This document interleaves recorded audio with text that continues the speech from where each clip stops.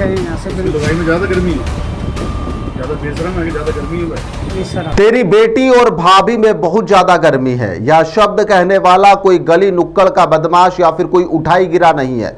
यह शब्द संबोधित करे हैं एसडीएम साहब के द्वारा।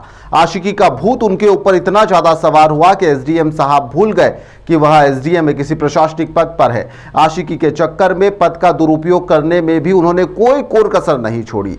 एक युवती को परेशान करने में आमादा हो गए, उसे मैसेज करने लगे, कोई समय नहीं, फोन भी करते थे। सोचिए आप, जब परिवार वालों ने इसका विरोध करा तो एसडीएम साहब यहां पर पावर दिखाने लगे। वीडियो सामने आया है। सीएम मोहन को भी इस मामले में जागना पड़ा और एक्शन लेना पड़ा है। ऐसे एक अधिकारी नहीं है, ऐसे अधिकारियों की लाइन लगी हुई है। कई अधिकारी हैं जो इस तरह से आम लोगों का शोषण कर रहे हैं, उन्हें परेशान भी करते हैं। वो तो वीडियो सामने आ गया इसलिए एसडीएम साहब नप गए, वरना वीडियो सामने नहीं आता तो परिवार दर दर की ठोकरें खाता रहता। इस दफ्तर से उस दफ्तर, इस दफ्तर से उस दफ्तर, लेकिन उसे न्याय नहीं मिलता। यदि आप ऐसा है कि यदि आपको न्याय चाहिए तो आपके पास में वीडियो होना बहुत ज़रूरी है। न्याय चाहिए तो वीडियो लेकर आइए, वायरल करवाइए और उसके बाद में आपको न्याय मिल जाएगा। इसका जवाब आप लोगों को देना चाहिए कि क्या वीडियो नहीं तो क्या कार्रवाई नहीं होगी। मुरैना जिले के संबलगढ़ के एसडीएम अरविंद का यह वीडियो देख रहे थे। गंभीर आरोप के चलते उन्हें अब निलंबित कर दिया गया है। मुख्यमंत्री ने स्वयं यहां पर एक्स पर पोस्ट करा। उन्होंने कल लिखा कि यहां पर जो महिला से अभद्र व्यवहार और पटवारियों के तबादले में अनियमितताओं के चलते यहां पर जो शिकायत थी उसे देखते हुए अब तत्काल प्रभाव से यहां पर एसडीएम को निलंबित करने का आदेश दिया जाता है। दरअसल यह पूरा जो घटनाक्रम है मंगलवार का है, जब मुरैना कलेक्ट्रेट में हुई जनसुनवाई के दौरान एक परिवार ने एसडीएम के खिलाफ विस्तृत शिकायत पेश करी थी। जी हां, सबूतों के साथ में एक शिकायत पेश करी, जिसके अंदर परिवार ने आरोप लगाया कि यहां पर जो अरविंद है वह उनकी बेटी को पिछले 1 साल से फोन कर परेशान कर रहे हैं। जब बेटी कॉल रिसीव करना बंद कर चुकी है तो रिश्तेदारों को उन्होंने धमकाना शुरू भी कर दिया। वह ना अपनी उम्र देख रहे हैं, ना ही कुछ, वह उनसे कुछ ज़्यादा ही छोटी है। पीड़ित परिवार का कहना है कि यहाँ पर एसडीएम महिला के देवर की दुकान तक जा पहुंचे और यहाँ पर आपत्तिजनक भाषा का भी उनके द्वारा इस्तेमाल किया गया।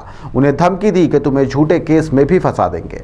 शिकायत में यह भी उल्लेख किया गया था कि यहाँ पर जो माहौर है वह जो है उसने खुद सबसे पहले यहाँ पर बड़ा अधिकारी बताते हुए कार्रवाई से बच निकलने का भी दावा करा था कि आप लोग शिकायत करेंगे, मैं अधिकारी हूँ, मैं बच निकलूंगा।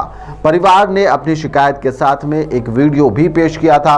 वीडियो के अंदर एसडीएम साहब अभद्र भाषा का इस्तेमाल करते हुए रिकॉर्ड भी हो गए, वो तो कैद हो गए। जी हाँ, वीडियो गवाही देने लगा कि एसडीएम साहब किस हद तक की उनके ऊपर आशिकी है और किसका क्या मानसिकता उनकी है। वीडियो एक बार आपको देखना चाहिए।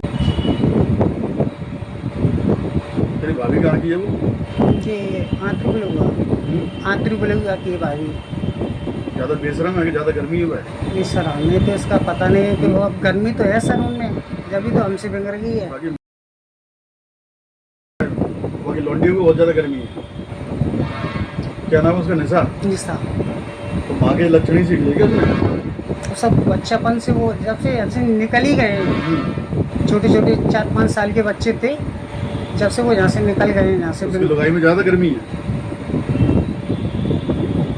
बात हुई थी तेरी?